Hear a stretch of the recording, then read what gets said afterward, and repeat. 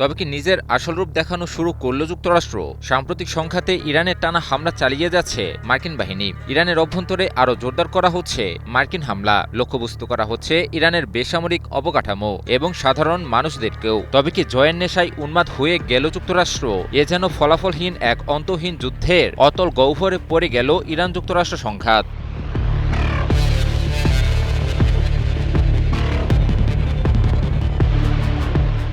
প্রথমে ইরান যুক্তরাষ্ট্র ৪০ দিনের টানা সংঘাত, এরপর যুদ্ধবিরতি ও আলোচনা, এর মাঝেও হামলা পাল্টা হামলা, এরপর আবারও আলোচনা ও চুক্তি, এবং এরপর আবারও টানা পাল্টাপাল্টি সংঘাত। এভাবেই চলছে ইরান যুক্তরাষ্ট্র পরিস্থিতি। সাম্প্রতিক সময়ে ইরানে হামলা আরও জোরদার করছে মার্কিন যুক্তরাষ্ট্র।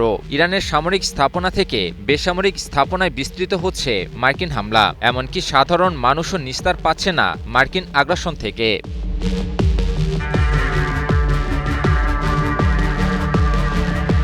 ইরানের টানা হামলার ষষ্ঠ দিনে প্রথমবারের মতো দেশটির বেসামরিক অবকাঠামো, বিশেষ করে সেতু, রেল স্টেশন, বিমানবন্দরগুলোতে ভয়াবহ হামলা চালায় মার্কিন বাহিনী। হরমুজ প্রণালীকে কেন্দ্র করে প্রথমে ইরানের উপকূলীয় অঞ্চলে অবস্থিত বিভিন্ন সামরিক লক্ষ্যবস্তুতে হামলা চালানো হয়। এর পরপরই হামলা সামরিক লক্ষ্যবস্তু থেকে বেসামরিক লক্ষ্যবস্তুতেও বিস্তৃত করা হয়। প্রশ্ন হল, যুক্তরাষ্ট্র কেন হামলার পরিসর বৃদ্ধি করে ইরানের অভ্যন্তরে এবং বেসামরিক লক্ষ্যবস্তুতে হামলা চালাচ্ছে? ইরানের সাথে টানা ৪০ দিনের সংঘাতের পর হঠাৎ করে যুদ্ধবিরতির ঘোষণা করে মার্কিন যুক্তরাষ্ট্র। এরপর আলোচনা আর সমঝোতার নামে প্রহসনের ফাঁকে নিজেদের সামরিক সক্ষমতা বাড়িয়ে ইরানে পুনরায় সামরিক আগ্রাসনের পথে হাঁটে সাম্রাজ্যবাদী দেশটি। কারণ সম্প্রতি ১৪ দফার যে সমঝোতা স্মারকে সই করে যুক্তরাষ্ট্র, তাতে দেশটির লাভের চাইতে ক্ষতির পরিমাণই বেশি ছিল। আর সেটি মানতে না পেরেই ইরানে পুনরায় আগ্রাসনের পথকেই বেছে নিচ্ছে যুক্তরাষ্ট্র। কিন্তু তাতেও ইরানের কিছুই করতে পারছে না আগ্রাসী দেশটি। তাই এবার ইরানের বেসামরিক স্থাপনা ও সাধারণ মানুষকে লক্ষ্যবস্তু করছে যুক্তরাষ্ট্র। সর্বশেষ তথ্য অনুযায়ী অন্তত ৩০ জন নিহত ও ৪০০ জনেরও বেশি বেসামরিক মানুষ আহতের খবর জানা যায়।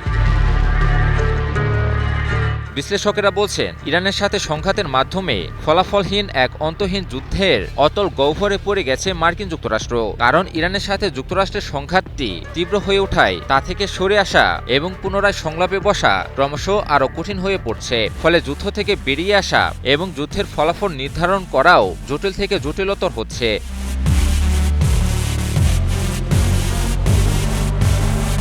এদিকে ইরানও মার্কিন আগ্রাসনের মুখে জোরালো প্রতিরোধ জারি রেখেছে। যুক্তরাষ্ট্রের সাথে যুদ্ধকে নিজেদের অস্তিত্ব রক্ষার যুদ্ধ বলে দাবি করছে তেহরান। আর অস্তিত্ব রক্ষার যুদ্ধে সর্বশক্তি দিয়ে মার্কিন আগ্রাসন মোকাবিলা করছে ইরানের বীর যোদ্ধারা, যার ফলে ইরানকে পরাজিত করা যুক্তরাষ্ট্রের জন্য ক্রমেই অসম্ভব হয়ে পড়ছে। ইমন আলী, নিউজ 24।